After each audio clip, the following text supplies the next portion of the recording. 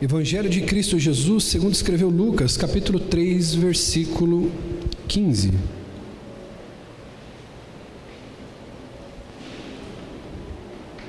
Aquele que achou, diga amém.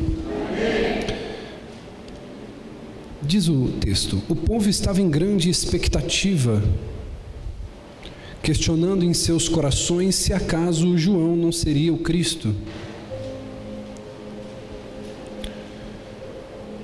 João respondeu a todos: eu os batizo com água,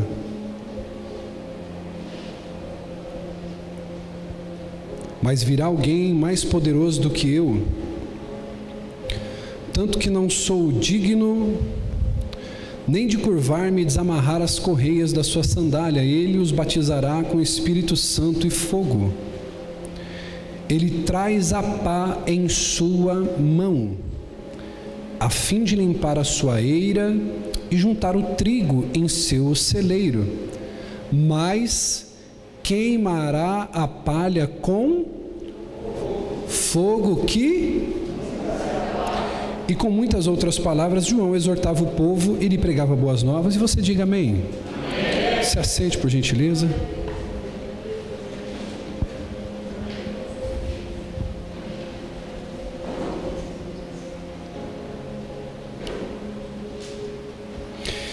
Queridos, eu quero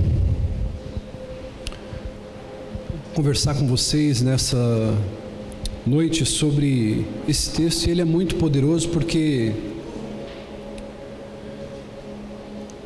esse texto ele é um alerta feito por João Batista daquilo que Jesus está prestes a fazer. Na verdade, Cristo está às portas de realizar esse feito que a gente acabou de ler. João Batista alerta que Jesus ele vai separar a palha do trigo. E aqui, de uma maneira bem contundente, nós já vamos aqui esclarecer. A palha representa nesse texto o cristão falso, diácono, e o trigo representa o cristão verdadeiro. Aqui, contextualizando para os dias de hoje, a palha representa o cristão falso e o trigo representa o cristão verdadeiro.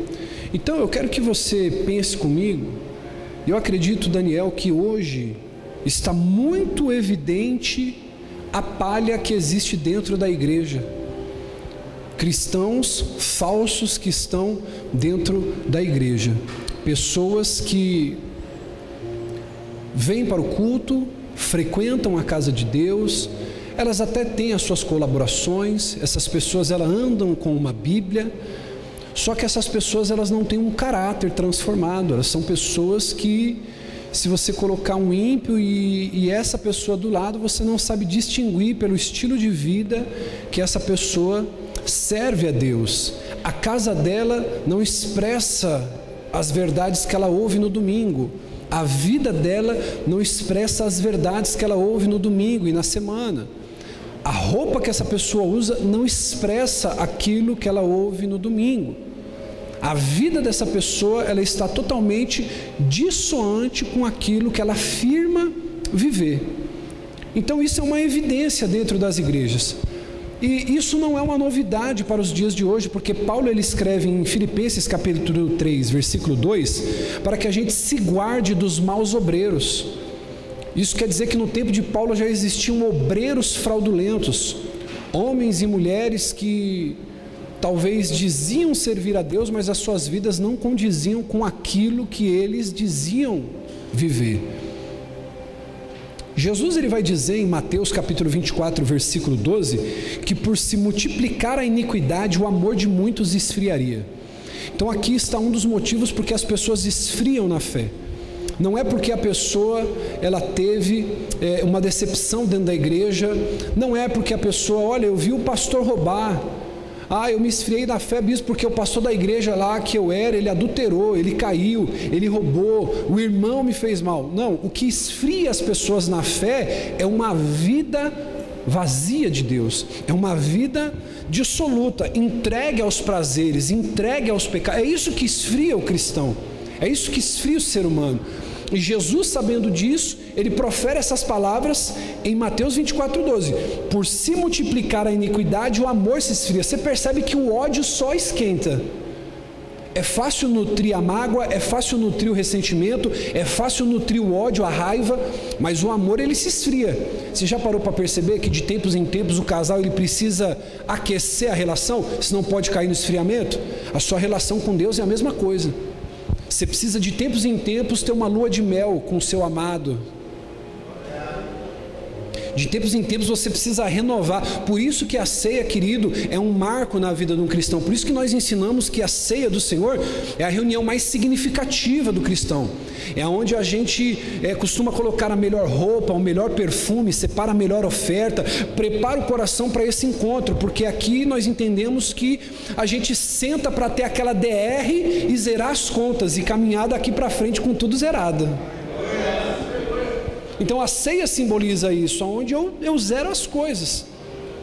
Então, dito isso, nós vivemos um tempo de escassez total de cristão verdadeiro.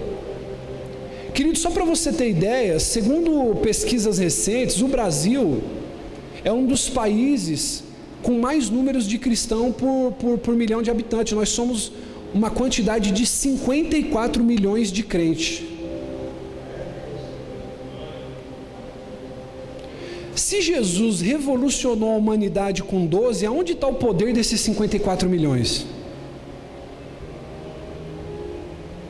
Então, se a gente fizer uma peneira, no meio desses 54 milhões que levam o nome de trigo, deve ter muita palha. Porque a palha, ela nasce junto com o trigo. E hoje em dia você pode perceber uma coisa: ser crente, ser cristão, já não é motivo de orgulho, de moral. Você pode parar para perceber, há 10 anos, 15 anos atrás, você dizia que era crente, irmão.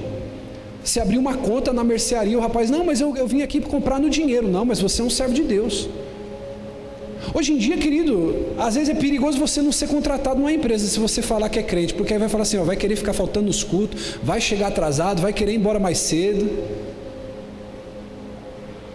Você falar que você é cristão, irmão, que você é crente, é perigoso você perder a vaga por isso. Antigamente fala, não, essa pessoa aí ela é da igreja, ó, vamos contratar. Sim ou não? Então hoje a gente percebe essa escassez.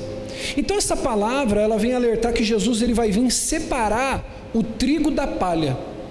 Então nós vamos aqui entender o seguinte: você precisa responder para você mesmo. Você precisa responder hoje se você é trigo ou se você é palha. Porque uma coisa é verdade, tem muito crente palha pensando que é trigo.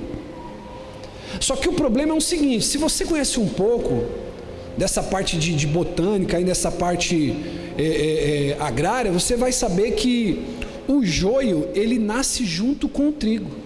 É como se fosse uma praga. E se você tentar tirar o joio do trigo, você acaba matando o trigo também. Só que João Batista diz um cenário que é o seguinte: olha, ele está vindo aí, e ele vem com uma pá na mão. E essa pá que ele carrega vai ser a responsável por fazer a separação entre o joio e o trigo. Então, agora contextualizando, trazendo aqui para a aplicação prática do nosso sermão dessa noite, preste atenção. O que Deus usa para separar o cristão falso do cristão verdadeiro hoje? Ele usa a pá, diga comigo, a pá. O que é a pá que Jesus usa hoje para separar o cristão falso do cristão verdadeiro? Diga comigo, a palavra. Ela é a ferramenta que Jesus usa para separar quem é de quem não é. Eu já usei esse exemplo em outra situação, eu quero repeti-lo aqui porque é pertinente para esse sermão. Você sabe como que um agricultor ele fazia para separar a palha do trigo? Era mais ou menos assim: ele trazia o seu trigo para fora da propriedade em um lugar aberto. Então ele fazia ali como uma massa, né? Não é isso, filho? Que aqueles homens eles mexem para fazer edificações. Então ele colocava um punhado desse trigo, e um desses funcionários desse agricultor, ele pegava uma pá e ele jogava o trigo para cima, porque o trigo ele é pesado, a palha é leve. Então quando ele jogava essa pasada de trigo para cima, o vento levava a palha e o trigo caía no lugar designado que ele jogasse para cima. Então isso fazia a separação. Então o vento levava a palha e o grão caía de volta. Então, irmão, você tem que entender uma coisa: a pá que faz essa separação não está na mão do pastor, a pá não está na mão do apóstolo, a pá não está na mão do obreiro, a pá não está na mão do diácono, a pá não está na mão do presbítero, a pá não está na mão do líder, a pá não está na mão do intercessor, a pá está na mão de Cristo. E se ela está na mão de Cristo, não é o pastor que diz quem entra e quem sai, quem fica e quem vai. Quem diz é quem é o dono do celeiro. Se for para mim, eu estou pregando, amém? Coloca aí no modo silencioso, põe no vibracal, amém? E vamos daqui até o final glorificar a Deus. Então, queridos, a paz está na mão de Cristo. É Ele que usa o instrumento é único dele. Tem gente, irmão, que quer ensinar o pastor como que conduzir a igreja, porque a vida de fulano, a vida de Beltrano. Ei, olhe primeiro para a sua própria vida. Mas porque B, porque C, porque D, bispo. Não, fica tranquilo, não é o pastor da igreja, irmão, que vai tirar a palha da igreja. Diga comigo, é o dono do celeiro que toma conta da palha. Se eu for trigo, eu já estou no lucro. Se eu for trigo, eu já vou me contentar em não ser retirado. Então diga comigo, é instrumento de Jesus. Se é um instrumento exclusivo dele, essa pá, significa que somente ele pode limpar. Só ele pode fazer essa limpeza. E ele mesmo diz, no Evangelho de João, capítulo 15, versículo 3, vós estáis limpos pela... Vós estáis limpos pela... Então é a palavra. É a palavra. A palavra, querido, é o que vai ser a responsável por purificar o homem, por limpar, por libertar. Ele vai dizer para os seus discípulos, quando Pedro diz assim, não, o Senhor não vai me lavar os pés. Ele diz assim, se eu não te lavar, você não tem parte comigo. Ele diz, não, então me lava a cabeça e lava o corpo todo. Ele falou, não, vós já estáis limpos pela palavra. É ela que vai fazer as coisas acontecer. Efésios capítulo 5, versículo 26, eu quero fazer a leitura da versão NTLH, diz que Cristo purifica a igreja com a palavra. Sabe quando aquele culto que fica quadrado para você, que você fala assim, eu não estou gostando muito desse culto? É esse culto que está dando resultado, porque ele usa para purificar você. Aí, bispo, eu não gostei muito do culto hoje. Diga, glória a Deus. Olha para o teu irmão e diga assim, ainda bem que você não gostou do culto, porque o culto não é para você. Aponta para cima da sua, o culto é para ele.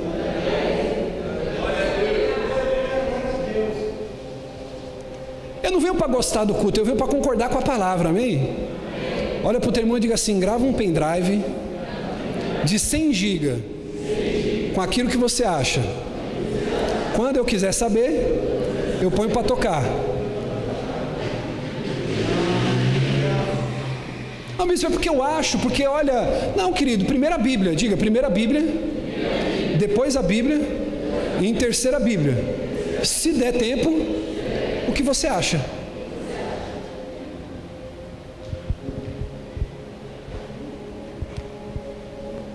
Salmo 119 vai falar algo poderoso. Os jovens aqui me ouçam agora.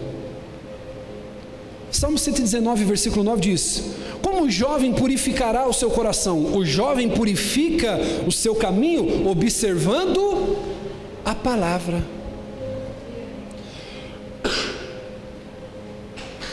Ô bispo, nós temos que ter evento para jovem, nós temos que ter culto para jovem, nós temos que ter filme para jovem. Irmão, deixa eu dizer uma coisa para você, tudo isso é bênção, mas se não tiver a palavra, você vai ver o que você tem visto hoje aí.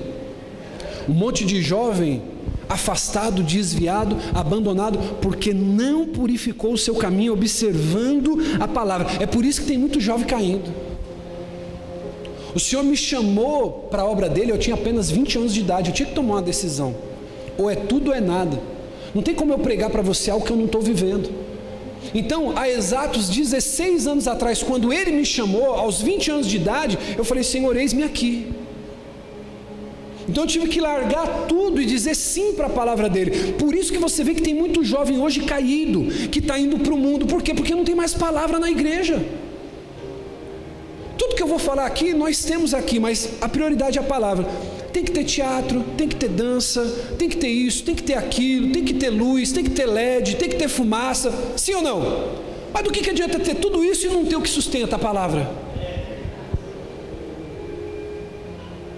Então, você quer que tenha culto de jovem na igreja?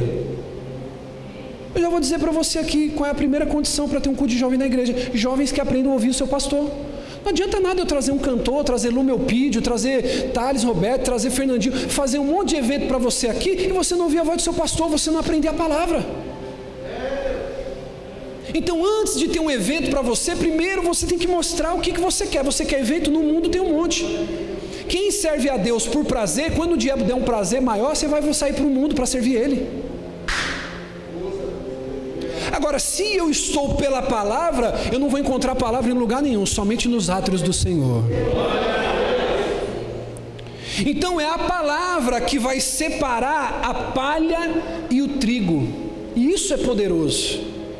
Segundo Timóteo, abre para mim, capítulo 4, versículo 3. Precisa passar um pano aqui para mim, ó, que está molhado, esse negócio vai subir junto. Se alguém puder me ajudar. 2 Timóteo 4,3. Lê comigo aqui no telão. Diz assim, ó: pois virá o tempo em que não suportarão. Agora, Eduardo, eu entendo que esse tempo chegou. Pelo contrário, sentindo coceira nos pés, amém? É isso que está dizendo? Sentindo coceira no ombro. Sentindo coceira onde? Segundo os seus próprios desejos, juntarão mestres para si. Versículo 4: eles se recusarão a dar ouvidos à verdade, voltando-se para os mitos. Então, esses que não suportam a doutrina, olhe para mim, esses que não suportam a doutrina são palha. São pessoas, irmão, que vêm para o culto para se entreter. Olhe para mim, são pessoas que vêm para o culto para receber qualquer coisa, menos a palavra. Então você precisa entender que a doutrina é o que fundamenta, a doutrina é o que fortalece, a doutrina é o que revigora, a doutrina é o que te levanta, a doutrina é o que cura, a doutrina é o que faz você ser um cristão melhor. Quando eu venho para o culto que não tem exposição, ênfase verdadeira nas escrituras, isso está me trazendo uma doença a longo prazo. Pode parar para perceber, as igrejas que menos padeceram com a pandemia são igrejas firmadas na igreja, irmão, acostumada com pregador vindo de A, de B, de C, irmão, cadê? Não tinha como mais vir pregador de fora?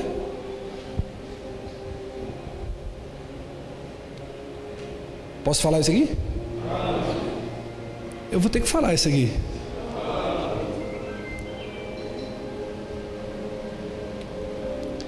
Os irmãos que amam uma revelaçãozinha, uma profeciazinha, como é que ficou nesse tempo que todo mundo tinha que cultuar em casa? Agora eu te pergunto, como é que ficou aqueles que amam a palavra? Não mudou nada. Não mudou nada, porque o coração dele está na palavra, o amor dele está com a palavra, o compromisso dele não está com o pastor, não está com o irmão, não está com a palavra. E quando eu digo que não está com homens, porque também você tem que tomar cuidado, viu, com a pessoa que diz assim para você: eu posso falar isso aqui? Não, meu negócio é com Deus, não é com homens. Muito cuidado. Porque uma característica de alguém leal à palavra e fiel, essa pessoa, ela tem alguém sobre a vida dela ministrando no coração dela. É fácil demais para alguém submisso à palavra se submeter a um homem de Deus. Agora, quando a pessoa diz: não, eu só tenho negócio com Deus, não é com homens, foge. Olha para o teu irmão e diga assim: foge. Porque tem muita gente que só quer ouvir o Deus dos homens, mas não quer ouvir os homens de Deus.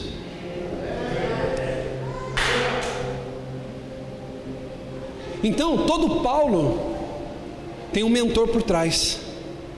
Todo Pedro tem um mentor por trás. Todo Eliseu tem um Elias por trás. Então eu preciso de ter alguém para poder abençoar meu coração. Amém? Então olha a característica da palavra. Por que a palavra ela faz separação entre o falso e o verdadeiro? 2 Timóteo 3,16. Isso aqui é poderoso. 2 Timóteo 3,16. Olha o que diz. Toda a escritura, diga comigo, toda a escritura é inspirada por Deus. Você vai fazer assim com a mão agora. É inspirada por Deus e ela é útil para o ensino, diga, o ensino, a repreensão e a correção e instrução na justiça. Então é um tripé. Por que a palavra é a balizadora da vida de um homem e de uma mulher de Deus? Porque a palavra ensina, repreende e corrige. Então, primeiro, a palavra ensina, diga, a palavra ensina. O crente palha odeia ensinamento.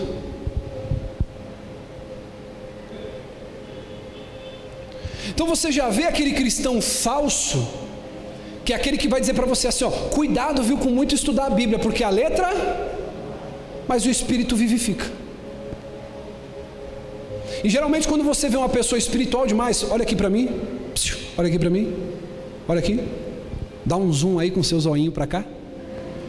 Quando você vê uma pessoa espiritual demais, diga assim comigo, espiritual demais, santa demais, faça assim, ó, revelação demais, profecia demais, experiências espirituais demais.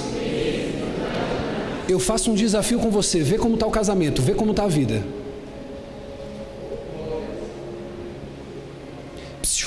Vê como é que está a comunhão com o pastor dessa pessoa.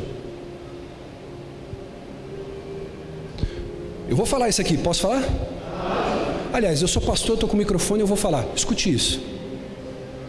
Nenhuma, diga comigo assim, nenhuma experiência espiritual, angelical, qualquer que seja, está acima da palavra.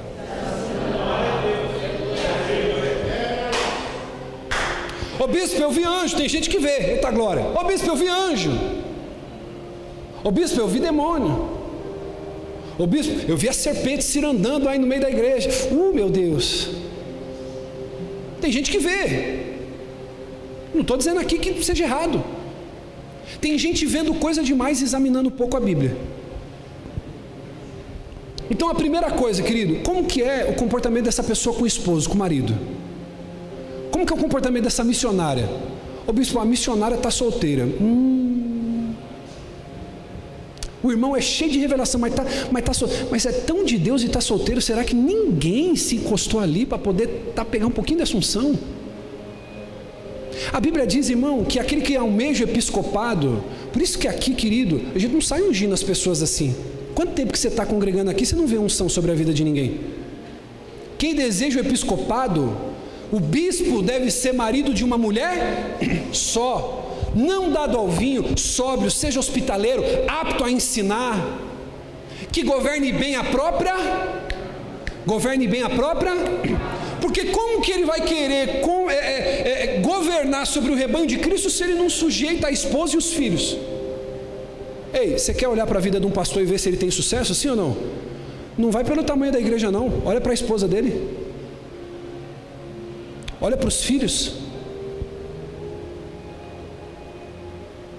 É aí que você vai balizar a saúde espiritual na vida de um homem e de uma mulher. Porque antes de eu pregar para todos vocês, eu tenho uma esposa que eu preciso ensinar, eu preciso explicar, pregar, ter louvores dentro da minha casa. Eu tenho uma filha. É como eu costumo dizer aqui, líder de igreja não educa filho meu, isso aqui é papel meu. Líder de igreja, as tias da sala da criança não tem função de ensinar a Bíblia para o teu filho. Aqui eles pegam um complemento, sim ou não? É complemento. Agora, o grosso vai vir lá do teu lar, lá da tua casa, quando você vai ensinar como pega no talher, a dar descarga depois que sai do banheiro, a lavar as mãos, tudo isso é você que vai ensinar. Então a gente vê a liderança de um homem observando a esposa, observando os filhos. Então eu preciso entender que a palavra ensina, diga, a palavra ensina. Mas o crente palha odeia ensinamento. Ele prefere o culto que tenha tudo quanto é coisa, mas se tiver aquele culto que o pastor só fala... Posso falar isso aqui? Já parou para perceber? Talvez seja uma impressão minha, você não precisa concordar. Mas se o pastor só pregar não tá bom, tem que cair um foguinho do céu? Tem que ter pelo menos uma pétala da asa do anjo voando? Se o pastor pregar, orar e todo mundo for para casa, parece que faltou alguma coisa. Sim ou não, irmão? Sim ou não, irmão? Porque muitas vezes parece que a palavra já não é suficiente. O pastor tem que cuspir fogo, ele tem que saltar na unção, tem que dar cambalhota. Se ele não tiver esgotado no limite, sem energia, quase não conseguindo atender o povo, parece que o pastor, olha, ele está querendo vida mansa, viu? Então é a palavra que ensina. Só que esse tipo de pessoa, o crente palha, ele odeia o ensino. A palavra corrige, diga comigo, corrige. O falso cristão, ele odeia ser corrigido. Você vai ver que as pessoas que mais estão crescendo na igreja, na vida, no casamento, financeiramente, na vida com Deus, são pessoas que são corrigidas. São pessoas que estão constantemente sendo corrigidas, ensinadas. E corrigir não é ferir. Quem é pai aqui? Você não corrige, Monique? Suas filhas? Aquelas princesas, elas estão aí? Não? Aquelas fofinhas, você não corrige elas, filho? Mas toda vez necessariamente que você corrige, você machuca? Não. Então o sentido de corrigir aqui é ensinar de uma maneira melhor. O teu casamento pode melhorar, amém? A tua vida com Deus pode melhorar, mas para isso eu preciso estar disposto a aprender e a ser corrigido. Só que a característica do crente palha é o que? Ele odeia ensino e odeia correção. E por último diz que a palavra repreende. E aquele crente palha, ele odeia ver o seu pecado ser apontado, porque a repreensão condena o erro. E o crente palha é aquele tipo de pessoa que ele odeia ver o seu pecado ser apontado, ver o seu pecado sendo exposto, ser corrigido. Pensa comigo agora, você que é esposo, você que é marido, você que é homem, olha para mim, só os homens digam amém. Amém. Imagina se tudo, Everton, que você fizesse, filho, desse certo. Toda decisão que você não precisasse consultar a Larissa, se arrebentasse. Você ia estar dentro de casa parecendo um pombo, falando com a tua esposa, você ia falar assim, você precisa me ouvir, porque Deus é comigo, eu faço, eu aconteço, dá certo. Sim ou não? Toda vez, irmão, que eu erro, que eu faço uma coisa que não dá certo, sabe o que eu entendo que é isso? É Deus corrigindo o meu caráter. E ela sabe, as esposas sabem como pegar nós. Às vezes é quando a gente está comendo, quando a gente está deitado, ela diz assim, é bem que eu te avisei, meu amor. É ou não é assim? Não é, Lai? E aí vai havendo um equilíbrio, porque a gente precisa ser repreendido. E muitas vezes o problema do marido, por ele ser o chefe da casa, por ele ser o sacerdote, o cara que sai para pegar a provisão, para buscar a provisão, muitas vezes por ele, sempre que está tomando as decisões, às vezes a impressão que dá é que ele é imbatível, inabalável, nunca erra, nunca falha. E quantas vezes, irmão, eu deixei de tropeçar, deixei de fazer o que é errado, ou aprendi porque eu ouvi a esposa que estava do meu lado. Se você está do lado aí da sua esposa, do seu marido, diga assim, Deus está falando agora. Então eu preciso aprender a ser repreendido. Sabe quando a tua vida vai começar a mudar? Quando alguém puder olhar para você e dizer assim, cara, é aqui que você está errado. Minha filha, é aqui que você está errando. Então o crente palha, ele quer um Deus que aceita o seu pecado. Um Deus que permite ele fazer tudo de errado e sempre perdoa. Ei, olha para mim, redobre sua atenção. Se você está vindo aqui nessa igreja e você está sempre assim, não, bispo, Deus me perdoa, eu vou lá, peco, Deus me perdoa, eu vou lá, peco, Deus me perdoa, eu vou lá, peco, Deus me perdoa, você está buscando Deus errado, não é de Jesus que nós estamos falando, não. Ô bispo, que é isso? É sim, senhor, porque quando ele pega aquela mulher em adultério, no ato do adultério, que ela vai ser apedrejada, o que Jesus faz? Cadê os seus condenadores? Eles estão aqui? Ela diz não, ele diz, eu também não te condeno, vá e não peques. Vai e não peques mais. Então muitas vezes o que as pessoas querem é um Deus que aceita o pecado. E o problema de muitas vezes a minha vida não crescer, minha vida com Deus não evoluir, é porque, querido, você caminha na síndrome de Gabriela. Quem conhece Gabriela? Eu nasci assim, eu cresci assim. Gabriela. Olha para o teu irmão assim, ai que fofinho.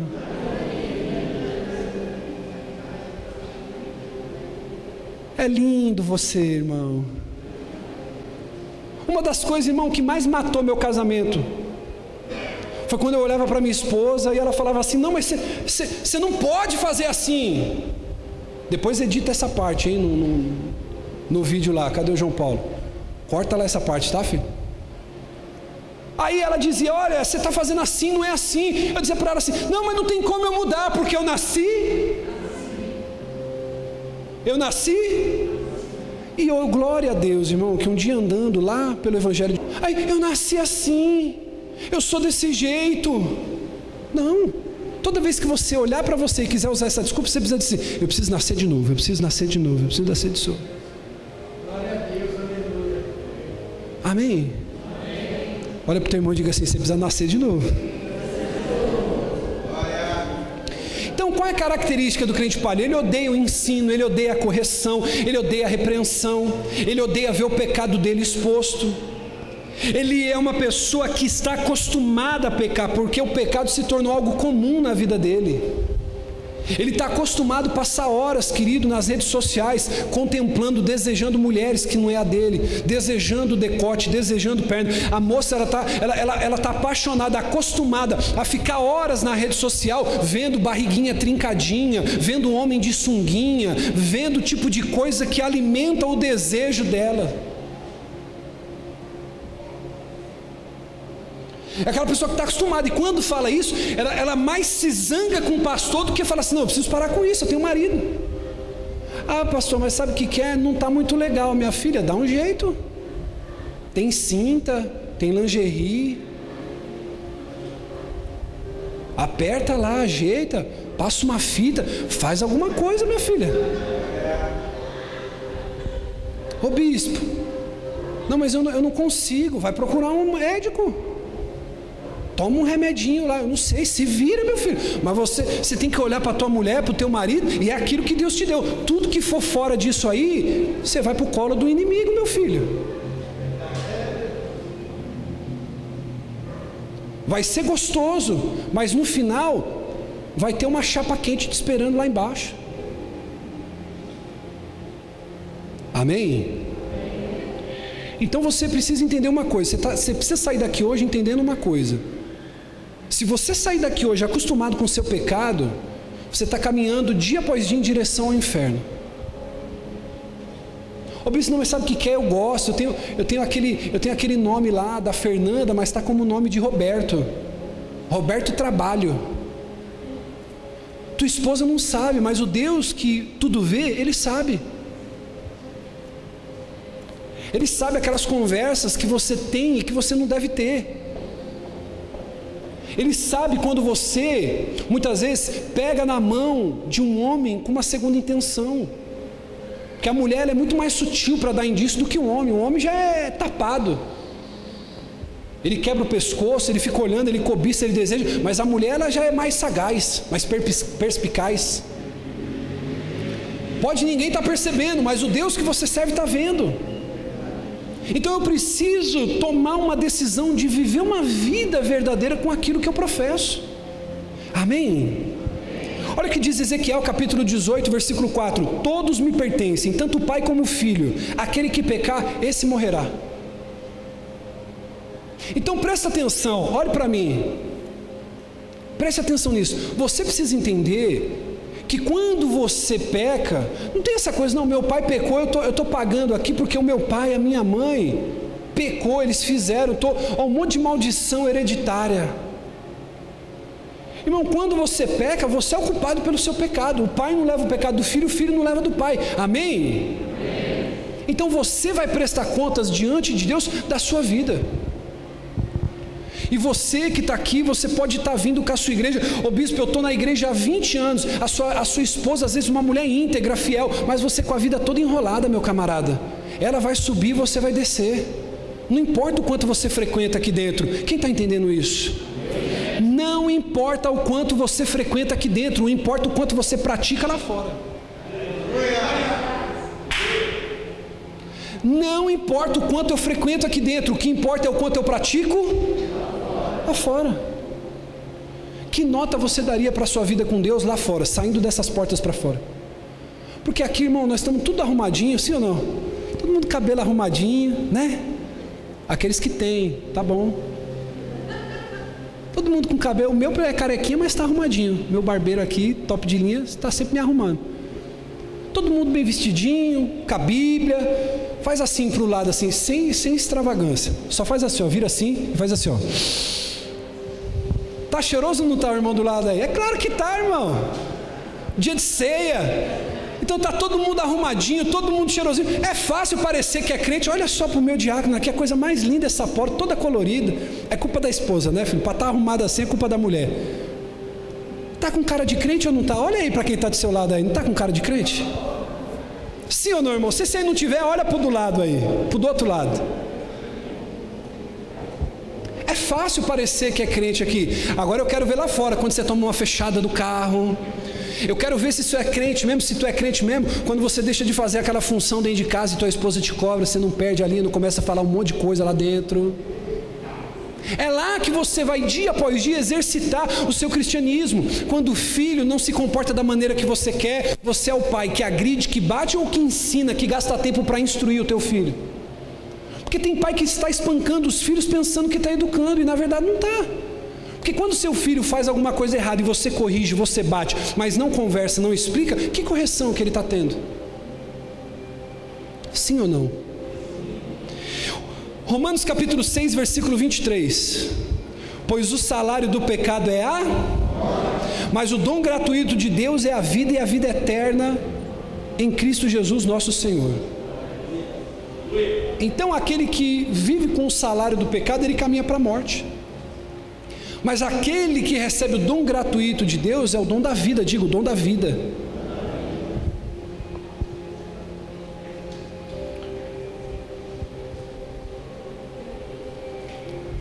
Já subiram?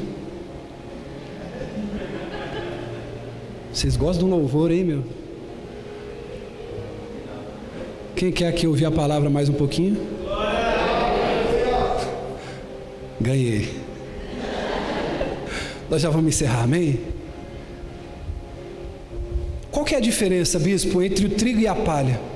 É que o trigo, ele tem conteúdo, a palha é vazia. Por isso que ao jogar a palha junto com o trigo para cima, no vento, a estratégia do agricultor é o quê? Que ele não tenha trabalho de ter que separar a palha. O trigo desce e a palha voa. Então o trigo tem conteúdo, ele é cheio da graça de Deus. Diga, ele é cheio da graça. O crente palha é vazio, é sem graça. Ele é sem graça, ele é palha. O trigo, por exemplo, ele tem utilidade. Com o trigo você faz farinha, sim ou não?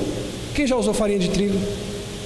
Com o trigo você faz farinha, você faz bolo. Ou seja, o crente trigo é aquele, por exemplo, que contribui. E quando eu falo contribuição, não é financeiro. É aquele tipo de pessoa que sempre consegue contribuir com alguma coisa. Tem pessoa que, irmão, às vezes ela fica entristecida. Já aconteceu muito da pessoa me procurar: ô bispo, eu estou desempregado. Ô bispo, eu não consigo ajudar a igreja financeiramente, eu não consigo dizimar, eu não consigo ofertar. Eu digo assim: meu filho, e quem diz para você que oferta é só quem dá dinheiro? Você está desempregado, mas você tem a mão, você pode passar um pano na cadeira. Você está desempregado, mas você tem as pernas, você pode ir até a igreja para orar. Você pode ir clamar por alguém. Então, quando a gente pensa em ser generoso, muitas vezes a gente não pode só pensar pelo lado financeiro. Tivemos ontem aqui, queridos, estamos fazendo algumas etapas da reforma. Vamos no sábado que vem, tem mais uma etapa. E aí, querido, nós tivemos pessoas que vieram aqui para limpar, outros que vieram para cozinhar, outros que vieram fazer alguma coisa. Teve irmãos que não puderam vir pessoalmente ajudar, mas enviaram uma oferta. Teve outros, querido, que não puderam vir, mas veio aqui para pegar uma vassourinha, varrer, não tinha tanta habilidade, mas veio para ajudar. O crente trigo é aquele que sempre de alguma maneira consegue ajudar com alguma coisa. Já parou para ver quanta coisa se faz com trigo? Agora o crente palha nunca dá, ele é o oposto. Crente palha não pode. sempre está ocupado, sempre está sem dinheiro, sempre está sem condições. E não é só na igreja não, o crente palha, ele não ajuda o pai, não ajuda a mãe, ele não ajuda a esposa, não ajuda o marido, não ajuda a filha, não ajuda ninguém, porque ele está vazio. Então, querido, o trigo cresce, se desenvolve. A palha, ela é seca, ela só cresce para fora. Então são algumas diferenças. E aí a Bíblia diz que esse vento, e eu vou caminhar para o encerramento já, diz que esse vento, ele bate sobre o trigo. Diga assim, bate sobre o trigo. E aí o vento me leva, Lucas, a algumas reflexões, Eduardo. Ariano, o vento me leva a algumas reflexões. Primeiro, o que esse vento tem a ver com o que está sendo dito aqui? Diga comigo, ventos de heresia. O crente trigo suporta o vento de heresia, o crente palha não. Efésios 4,14 diz o seguinte: o propósito é que não sejamos mais como crianças, levados de um lado para outro pelas ondas, nem jogados para cá, para lá, por todo o vento de doutrina e pela astúcia e esperteza de homens que induzem ao erro. Então, olha só o que diz aqui: vento de doutrina. Diga comigo, vento de doutrina. Segundo Gálatas capítulo 5, versículo 20, diz que heresia é uma obra da carne. E quando bate o vento de doutrina, o crente palha, ele não consegue se conter, o trigo permanece firme. Então, o que isso quer dizer na prática? O que é, para que você entenda, uma heresia? Heresia é um ensinamento errado. Diga comigo, heresia é um ensino errado, que não se enquadra na Bíblia. Amém? Agora, quando você manda o seu filho para a escola, antes a nossa preocupação era com o ensino de amigos errados, sim ou não? Mas hoje a gente tem que se preocupar até com o que ensina na escola, sim ou não? É uma preocupação a mais. Então, agora vai fazer sentido para você. Por que nós temos a prioridade, a centralidade nas doutrinas bíblicas e uma teologia saudável para te ensinar? Porque, querido, quando você aprende de maneira errada e você cresce com aquilo na mente, você está fazendo errado achando. Então a pessoa, quando ela não tem profundidade bíblica, quando ela não tem contato com a palavra, quando ele é um crente palha, qualquer vento de doutrina derruba essa pessoa. Agora, quando a pessoa é firmada na fé, ela se manifesta, ela diz: opa, isso aí não está certo. Então é necessário que aconteçam essas coisas que a gente vê. Me pergunte, por quê, bispo? Porque aqueles que são firmes na Bíblia se manifestam. É necessário, quando você liga o rádio, você liga a TV, você fala assim: poxa, mas tem alguma coisa errada, isso aqui não está certo. Eu estou ouvindo isso aqui na Bíblia, até na igreja, eu estou ouvindo o cara pregar lá, e pô, não, aquilo não está na Bíblia, irmão. Não aceite. Não aceite. Esse dia aqui minha esposa, porque agora ela está estudando teologia, aí está complicado agora, mas eu estou quietinho, por enquanto. Aí ela falou assim: ó, posso falar aqui? Edita essa parte também, viu? Ela estava estudando e eu tive que falar assim: meu amor, você está certo. Esses dias eu falei, eu costumo dizer isso, que a Bíblia fechada é somente um. Aí ela está estudando a inerrância da palavra, uma matéria da teologia, bibliologia. Ela, querido, quando existe heresias, é bom porque aqueles que são bíblicos aparecem. Amém? Coríntios 11:19 diz: pois é necessário que haja divergência entre vocês, para que sejam conhecidos entre vós aqueles que são aprovados. Então é no meio do caos, é no meio das coisas erradas que os verdadeiros vão aparecer. Amém? Pronto, para eu caminhar para o encerramento. Vento, diga comigo, vento. Vento de heresias. O próximo vento que diz aqui: vento como luta, combatendo a casa. Luta é a tribulação. Mateus 7,25, que fala: caiu a chuva, transbordaram os rios, sopraram os ventos e deram contra aquela casa. E ela não caiu porque ela tinha os seus alicerces na rocha. Então, irmão, olhe para mim.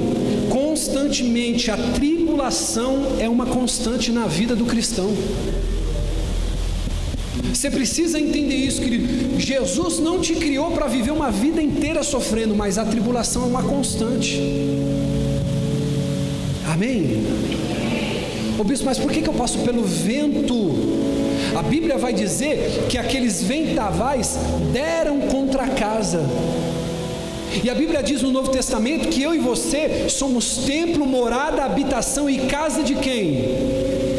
Do Espírito Santo. Então essa casa constantemente sofre ataque dos ventos. Mas para que essa tribulação serve? Pergunte para o seu irmão, para que serve a bendita tribulação? Para aperfeiçoar o nosso caráter. Ela nos dá a chance de colocar à prova a nossa devoção, nosso amor por Cristo. Porque olha para mim, você tem duas opções. Quantas opções? Duas. Quando você está enfrentando uma dificuldade, ou você se definha com essa situação, desiste de tudo, ou você aprende a buscar a Deus com mais zelo. Então você entrou aqui essa noite, não importa o que você esteja passando. Ah, bispo, olha, tem gente aqui que está com problema financeiro, e tem gente que está enfrentando um problema de Covid, de câncer na família. Não importa a tribulação, ou ela vai ferir você e te fazer desistir de tudo, ou ela vai te fazer buscar Deus com mais fé. Agora a decisão é minha, diga, a decisão é minha. E a tribulação, ela tem uma característica importante. Posso falar isso aqui, sim ou não?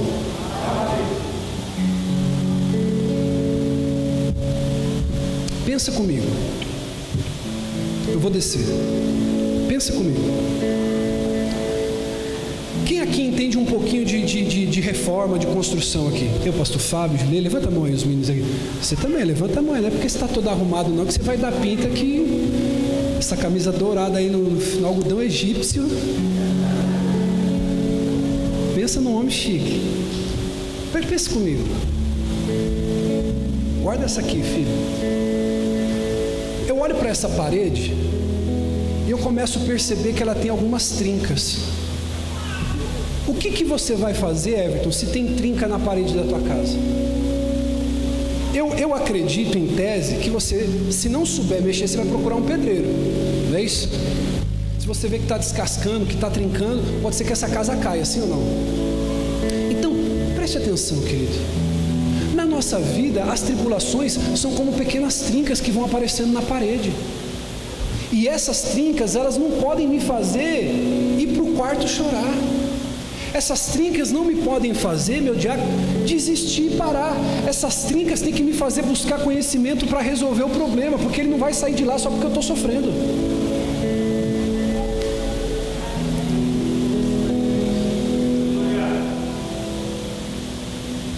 O sofrimento, a dor, não vai acabar porque você está triste. Tem uma trinca na parede, diga, uma trinca na parede. E ela está na parede. Enquanto você não pôr a mão, não pôr uma massa, não tampar, não fazer um acabamento, nunca vai. Olha para o teu irmão e diga para ele assim: você está pegando? Diga para ele assim: essa tribulação é um convite de Deus para você tapar as brechas e aprender com a dor. Enquanto você não se movimentar, enquanto você não tomar uma atitude, o sofrimento vai continuar machucando. Mas hoje Deus está te dizendo assim: está machucando, está doendo, está ferindo. É um convite de Deus para que você possa crescer ainda mais. Aleluia.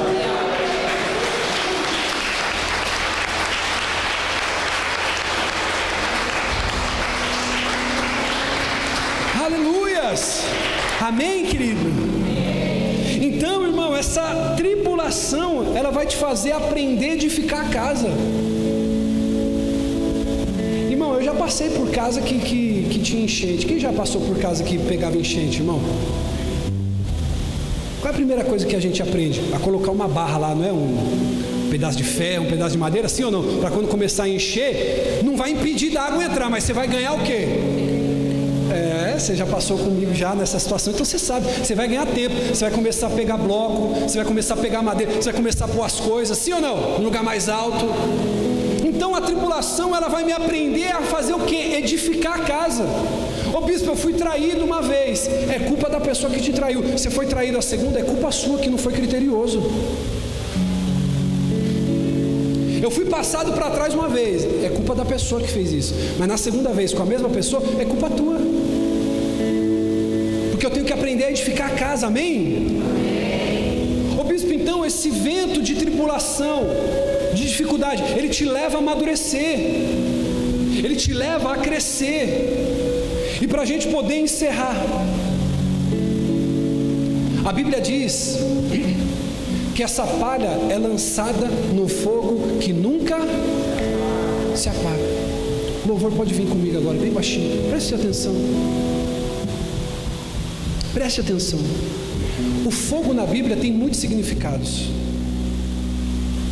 Não tem o batismo com fogo? Não tem aqueles que são incendiados pelo...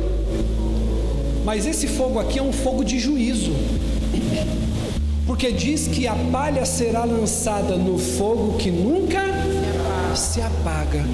Então, lembre-se que em Gênesis 19, 24, foi com fogo que Deus julgou e condenou Sodoma e Gomorra.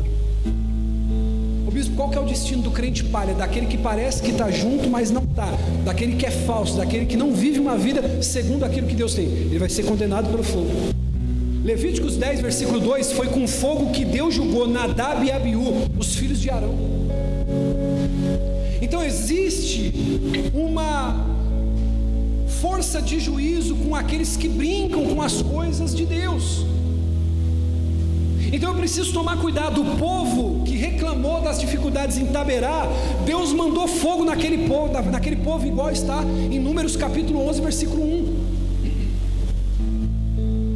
Em Números 16, 35, Deus matou com fogo mais de 250 homens. Diga misericórdia. Abra aí na tua Bíblia, 2 Tessalonicenses capítulo 1, versículos 6, 7 e 8.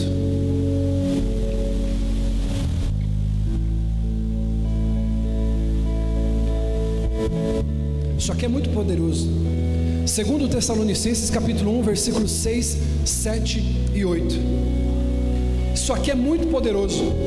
Esse texto aqui fala que Jesus vai castigar com fogo aqueles que rejeitam a Deus e não o obedecem.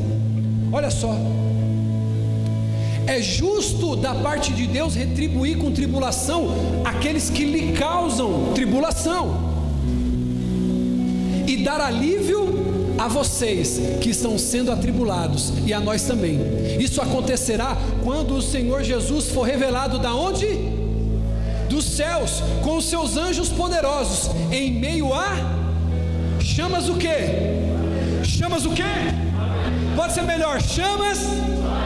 Versículo 8: Ele punirá os que não conhecem a Deus e os que não obedecem.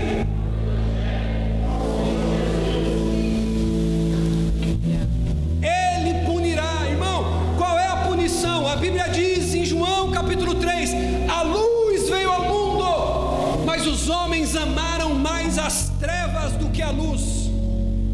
E essa é a condenação. A luz foi oferecida, mas os homens amaram as trevas. Por quê? Porque as suas obras eram más. Ei, deixa eu dizer uma coisa para você. Jesus não veio para mandar ninguém para o inferno. Diga ufa. Quem vai mandar para o inferno são as escolhas que você faz. Os homens amaram mais as trevas do que a luz. Por quê? Porque as suas obras eram más e elas não poderiam ser reveladas na luz. Portanto, eu quero dizer uma coisa para você: o seu pecado precisa ser exposto, precisa ser colocado para fora. Aleluias. Precisa ser confrontado, precisa ser colocado para fora. Amém? Queimar a palha no fogo é o fogo do inferno, é o fogo do lago de fogo. A gente vive tempos hoje que não se fala mais do inferno, não se fala mais das coisas do fim dos tempos, não se fala mais do inferno. E a gente precisa desesperadamente de mais João Batista para os dias de hoje, de homens que falem do inferno. Isso porque Isaías capítulo 66, versículo 24 diz que no inferno existem vermes que nunca morrem e fogo que nunca se apaga. Mateus capítulo 13, versículo 42 diz que no inferno haverá choro e ranger de dentes. Lucas 13, 28 diz que serão lançados fora no inferno, e uma vez caindo lá, não poderão ver aqueles que foram salvos no céu. Apocalipse capítulo 20, versículo 15 diz que aqueles que não estão com seu nome escrito no livro da vida serão lançados no fogo eterno. Eu preciso tomar uma decisão essa noite, bispo, do quê? De ter o meu nome atrelado no livro da vida. Eu preciso ter uma decisão. O pecado ele é gostoso, mas o final é amargo. Largue hoje, querido, largue hoje essa vida dupla, largue hoje a amante, largue hoje o pecado. Ainda dá tempo de se arrepender, ainda dá tempo de ter uma vida lavada, ainda dá tempo de ter uma vida remida. A paz está colocada à mão do Cordeiro, e Ele vem para separar a palha do trigo. Não adianta eu me impactar com essa palavra hoje e continuar com a mesma vida na semana. Tem que haver mudança. Se eu fosse você hoje, eu dava uma limpa naquele WhatsApp. Ninguém está vendo, mas Deus está vendo aqueles grupos que você está, cheio de pornografia, cheio de coisa que não te edifica, cheio de coisa que não te leva para perto de Deus. Por se multiplicar a iniquidade, o amor de muitos esfriará. Deixa eu dizer uma coisa para você, querido. A Bíblia diz que no inferno haverá choro e ranger de dentes. Você vai querer ser refrescado. Você está pensando que está quente aqui, irmão? Você está pensando que está calor no dia que fez hoje? É que você não sabe como vai ser naquele lago de fogo. Por isso vale a pena ser fiel à tua esposa até o fim. Vale a pena ser fiel ao teu marido até o fim. Vale a pena ser fiel à tua família até o fim. Vale a pena, querido, você viver uma vida, nem que seja apertado, mas vivendo de maneira digna, de maneira honesta, de maneira correta, para herdar a coroa da vida que está separada para aqueles que amam e desejam a volta do Senhor. Ei, deixa eu dizer uma coisa para você. Eu vou falar isso aqui com muito carinho. Não adianta nada frequentar a igreja, amar profecia, amar revelação. Vai ser enviado para o fogo que não se apaga aqueles que não obedecem o Evangelho. Você pode passar 30 anos na igreja, nascer na igreja, casar na igreja, batizar na igreja, morrer sendo sepultado dentro da igreja e acordar um belo dia lá no inferno. Porque você sempre esteve dentro da igreja, mas o Evangelho nunca esteve dentro de você. Ei, pare de brincar com Deus hoje. Olhe para quem está do seu lado e diga assim: pare de brincar hoje com Deus. Eu preciso andar em santidade. Santidade, santidade, santidade, santidade, santidade, santidade, sem a qual ninguém verá a Deus, sem a qual ninguém verá a Deus,